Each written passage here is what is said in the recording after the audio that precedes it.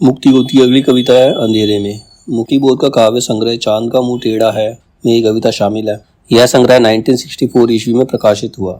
यह कविता पहले आशंका के द्वीप अंधेरे के नाम से आई थी। पहले ये कविता आई थी आशंका के द्वीप अंधेरे में नाम से आई थी और बाद में इसका नाम पड़ गया अंधेरे में। इसमें सब्जेक्ट क्या है, विषय वस्तु क्या है। अंधेरे में कविता अपनी काल परिस्थिति का बोध कराती है, अपने समय की सशक्त रचनाओं की प्रमुख हस्ताक्षर है। मतलब इस कविता में उस समय का जो वातावरण था, उस समय की जो स्थितियां थी, उनको दर्शाया गया इस कविता के अंदर।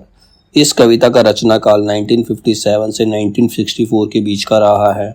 आज़ादी के बाद 60-70 के उस दौर में आम आदमी की आशा, उम्मीद और उद्देश्य जैसे बिखर से गए थे, क्योंकि क्या तो विभाजन हुआ था। विभाजन में सब लोग विस्थापित हो गए थे, सबको अपने अपने घर छोड़ के जाने पड़े थे, दूसरों की शरण लेनी पड़ी थी, तो सबकी आशा सब खत्म हो चुकी, उम्मीद, आशा, उद्देश्य सब बिखर गए थे। किसी के मन में कोई पॉजिटिविटी नहीं थी।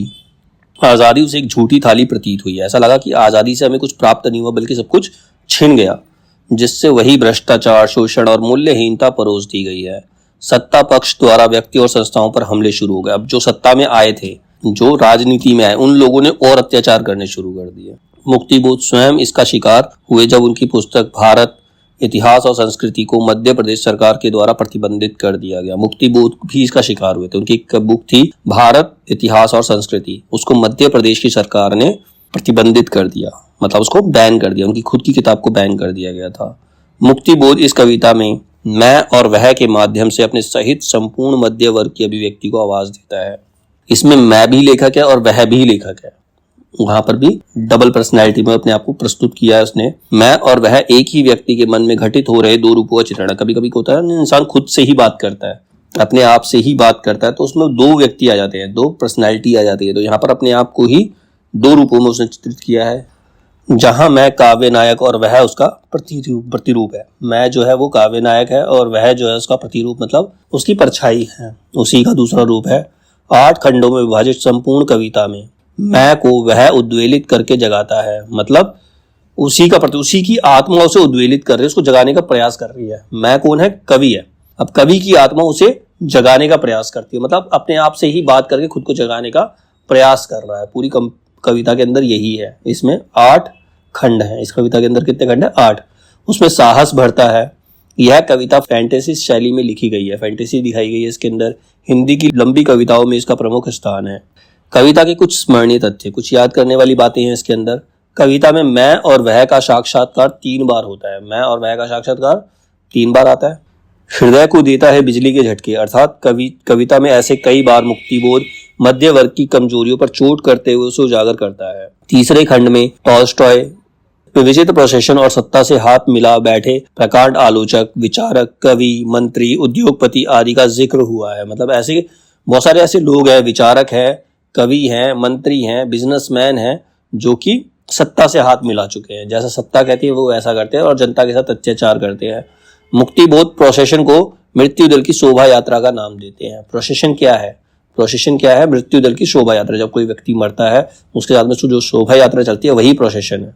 ठीक है। चौथे खंड में भाग रहे मैं वह पर यूं कहे मध्य वर्ग पर व्यंग करते हुए आगाह करता है और गाता है, ओ मेरे आदर्शवादी मन, ओ मेरे सिद्धांतवादी मन, अब तक क्या किया, जीवन क्या जिया। मतलब अपने मन से ही पूछ रहा है, तू तो आदर्शवादी, सिद्धांतवादी, प्रिंसिपल्स को मानने वाले, लेकिन अब तक करा क्या जीवन जिया है, क्या प्राप्त किया है। खुद से ही क्वेश्चन करता है, और खुद से करता है इसका मतलब वो सारे मध्य वर्ग से कर रहा है। जितने भी मध्य वर्ग के बुद्धिजीवी सब पर व्यंग कर रहा है कि तुमने आज तक प्राप्त ही किया है अपने आदर्शों और सिद्धांत से। छठे खंड में काव्य नायक मैं का तिलक की पाषाण मूर्ति से साक्षात्कार होता है, जिसमें वह प्रेरित होता है। इसी खंड में महात्मा गांधी के आकार का कोई उसे एक शिशु सूरजमुखी फूल के गुच्छे में बदल जाता है। छठे खंड में एक कलाकार शासन सत्ता द्वारा मार दिया गया था। इस कलाकार का उपयोग ना होने पाने का दुख मुक्ति बोध को है।